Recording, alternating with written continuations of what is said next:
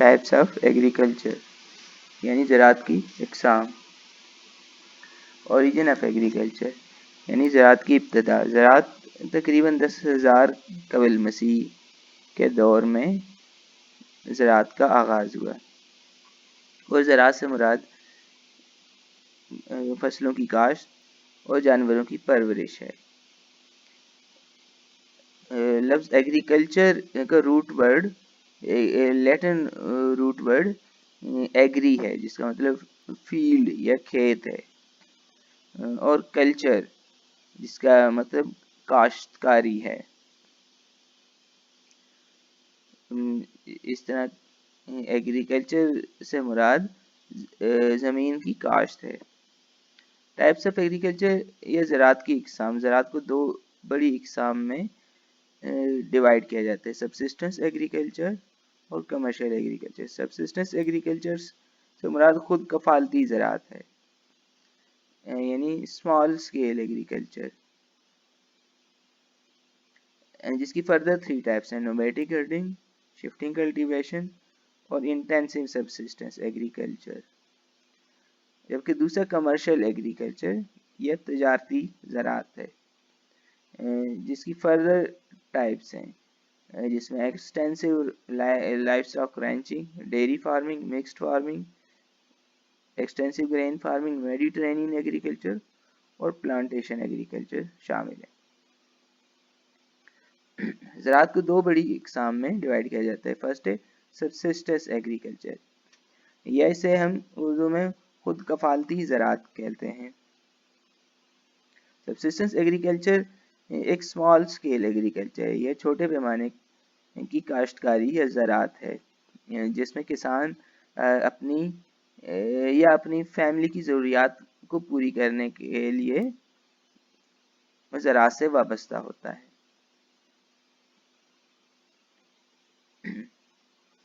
Subsistence agriculture की पहली major type nomadic herding है, या इसे पेस्टोरल नोमैडिज्म भी कहा जाता है।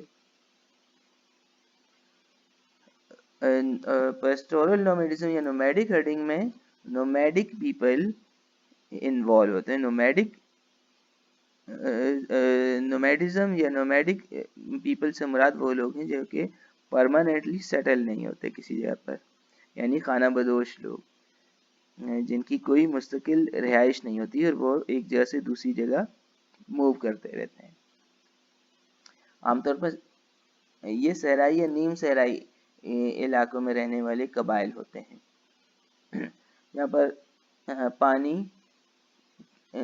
और वेजिटेशन की कमी होती है और उसकी तलाश में वो एक जगह से दूसरी जगह मूव करते रहते हैं।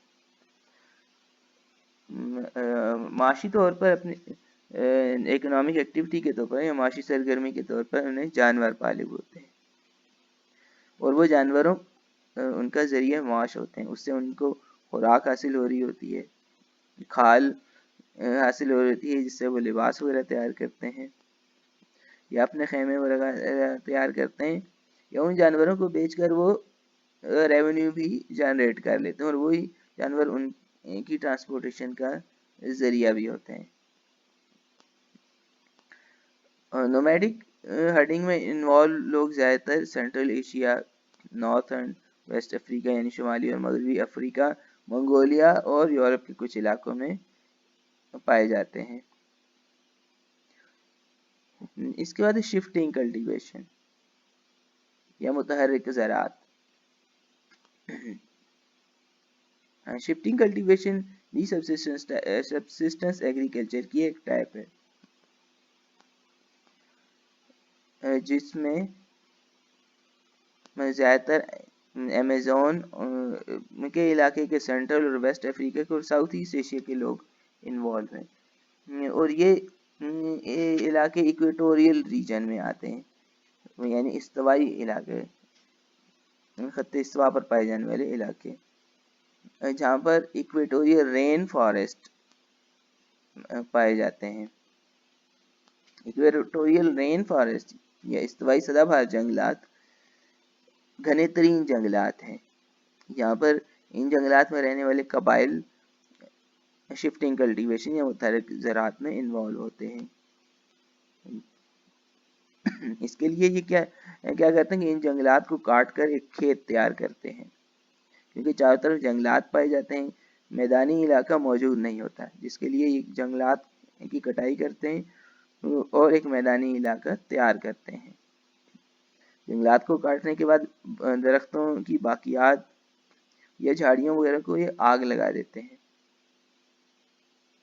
इस तरीके से एक मैदान तैयार होता है जिस पर ये ज़राअत करते हैं। इसीलिए इसको स्लैश एंड बर्न एग्रीकल्चर भी कहा जाता है, क्योंकि पहले कटाई की जाती है और फिर उसके बाद जो बाकियात होती हैं उसको आग लगाई जाती है।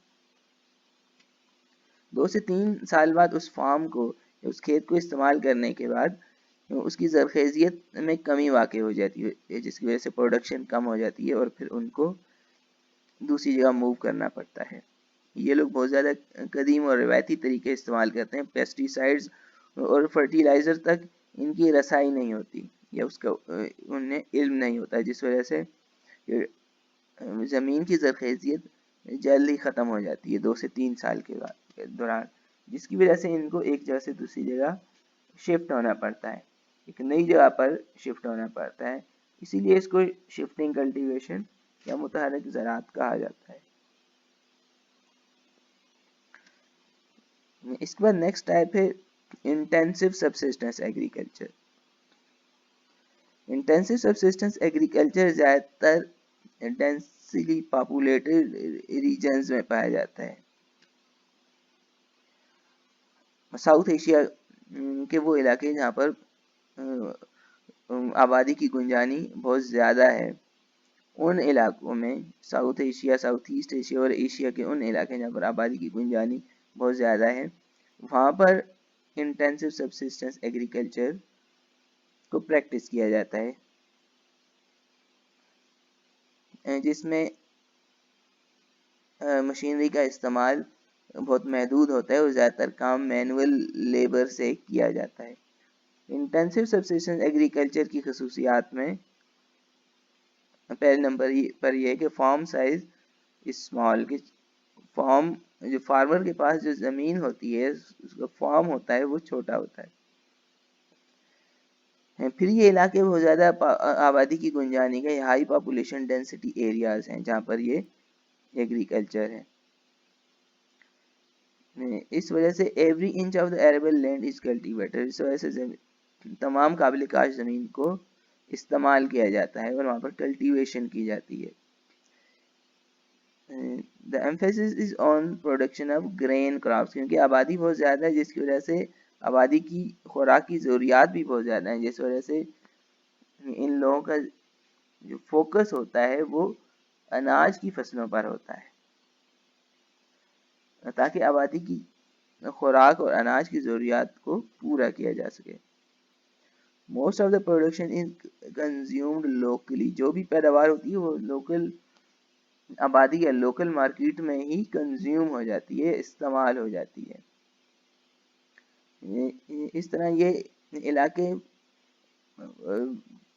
प्रोड्यूसर तो बहुत बड़े हैं लेकिन एक्सपोर्टर नहीं है, जैसा चाइना और इंडिया है जो कि लीडिंग प्रोड्यूसर ऑफ व्हीट हैं, गंदम के सबसे बड़े पैदावारी ममालिक हैं, लेकिन एक्सपोर्टर नहीं है, क्योंकि जो भी गंदम वो प्रोड्यूस करते हैं वो लोकली कंज्यूम हो जाती है।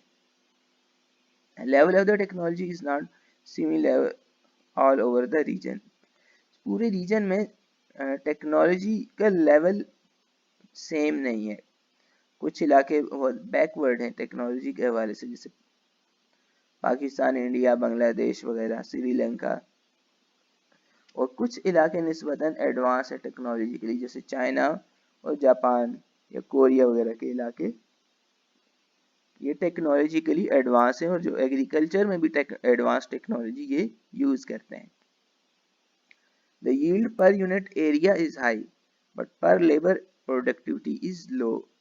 ये एक और इम्पोर्टेंट प्रॉपर्टी है इस एग्रीकल्चर की, कि यहाँ पर पॉपुलेशन डेंसिटी ज़्यादा होती है, जिसकी वजह से लेबर चीप लेबर अवेलेबल होता है, जिस वजह से फील्ड्स के ऊपर या खेतों के ऊपर ज़्यादातर मैनुअल वर्क होता है। इस वजह से yield per unit area is high but labour productivity low. Labour बहुत ज़्यादा इस्तेमाल होने की वजह से लेबर प्रोडक्टिविटी लो होती है। लेकिन खेत की यील्ड पर यूनिट एरिया बहुत ज़्यादा हाई होती है, क्योंकि पूरा साल यहाँ पर कल्टीवेशन होती है और मल्टीपल क्रॉप्स उगाई जाती हैं। एक साल में 2-3 फसलें उगाई जाती हैं। इस वजह से yield per unit area high रहती है। इम्पोर्टेंट रीजन में साउथ एशिया, इंडिया, जिसमें इंडिया, पाकिस्तान, बांग्लादेश, नेपाल, श्रीलंका शामिल है। साउथ ईस्ट एशिया इसमें शामिल है, इंडोनेशिया, थाईलैंड, म्यांमार और फिलिपाइन। इसके बाद चाइना और जापान। ये सारे इंटेंसिव सबसिस्टेंस एग्रीकल्चर के अहम इलाके हैं। यहाँ पर इस मैप के ऊपर इंटेंसिव सबसिस्टेंस एग्रीकल्चर के रीजन को शो किया गया है। इस रीजन को फर्दर 2 हिस्सों में डिवाइड किया जाता है, rice dominant area and wheat dominant area. यहाँ पर मैप के ऊपर जो ब्लैक कलर में एरियाज दिखाए गए हैं वो एरियाज हैं जो जहाँ पर डोमिनेंट क्रॉप राइस है, यानी कि चावल की फसल को ज़्यादातर काश्त किया जाता है। जबकि जो डार्क ग्रे में एरिया शो किया जा रहा है ये वीट डोमिनेंट क्रॉप है, कि जहाँ पर मेजर क्रॉप, डोमिनेंट क्रॉप गंदम की फसल है जो बड़े पैमाने पर काश्त की जाती है।